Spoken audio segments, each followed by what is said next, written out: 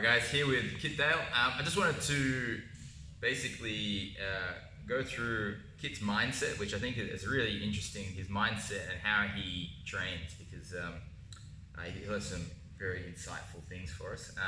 If I can tell you a story, I think we both started training together. When I was a brown belt, this would have been about 8 years ago or so, maybe. I was a brown belt and I think Kit was a purple belt. It might have been just after or just before he won the World Pro, Abu Dhabi World Pro. And Kit had been winning a whole bunch of comps in Australia then, so I knew his name, and I was like, oh, I'd like to roll with this guy, and I don't know how we ended up doing it, but we had a roll at the Beans Academy. And I rolled Kit, and that first roll, like, it was kind of pretty back and forth, and I was like, oh yeah, he's really good. And I was like, but you know, I felt like I had some things I could work, and then I think 1 week later, we enjoyed the training, so a week later we decided to roll again, and then Kit just beat the crap out of me. Like, he passed my guard so many times, and I was just like, what happened? Like, how did so much change in 1 week? So maybe I thought Kit can explain like how he approaches his training, because it's different. I think like Kit's a pretty strong guy, but a lot of strong guys really use their strength a lot in training, whereas Kit didn't do that. Yeah, I definitely agree with you on that. I think strength is good. It's always good to have it there if you need it, but it can also be a disadvantage, because sometimes what you lack in technique, you're going to try and make up in strength, and I think that's where most people fall short. And I'm always trying to use as little strength as I can so I can maximize the technique, especially while training. I think with what you were talking about, the thing that helps me with that kind of attitude is I'm very much focused not just on myself but on my opponent when training, and I play a very counter striker style game of grappling where I allow my opponent usually the chance to move first so that I can counter, and in doing that I really get a good idea of the way people move and what they're really doing and what they're thinking.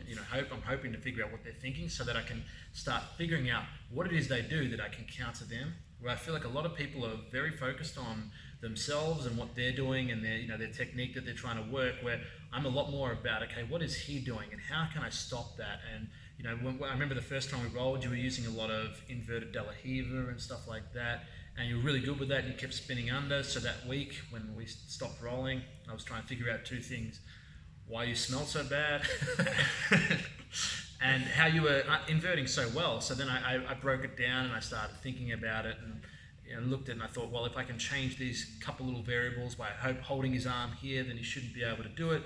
And then we rolled again, and it worked well. And it doesn't always work well. Sometimes what I think is going to happen doesn't really happen, or it even puts me in a worse position. But I feel like when I'm training, I'm very much allowing my opponent to move and really trying to read them as much as I can. And not just read what they're doing technically, reading how they're breathing, how they're tensing, what they're doing when they're doing certain things, and eventually you start discovering a certain pattern in someone, or a certain pattern in a whole heap of individuals that you can start reading. Well, I know when they're shooting, they're going to do this, or when they're going for this underhook, what they're trying to do.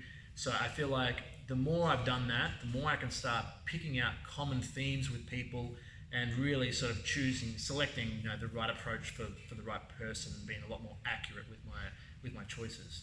Yeah, I felt like I definitely, like, something I need to do more and more, because I'm always thinking, what am I doing? But thinking more about what they're doing. That's what it felt like to me. Like I felt like I sort of realized after, I was like, oh, that first roll you weren't really trying to roll me, you were trying to figure me out.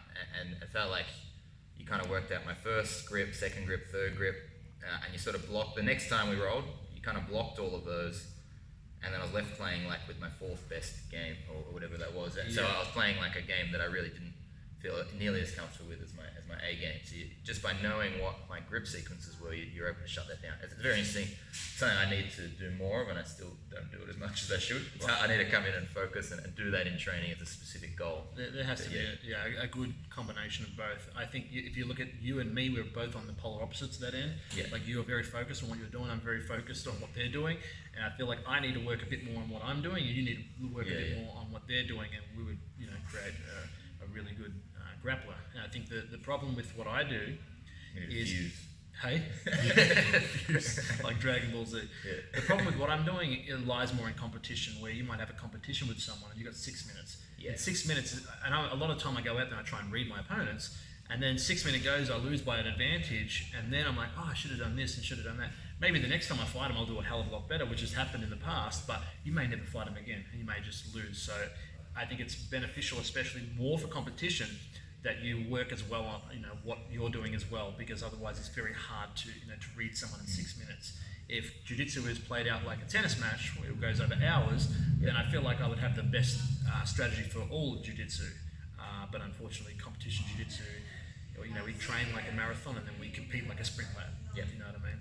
Cool. Anyway, so the main reason I brought Kit on was to make myself look good next to someone who's really ugly.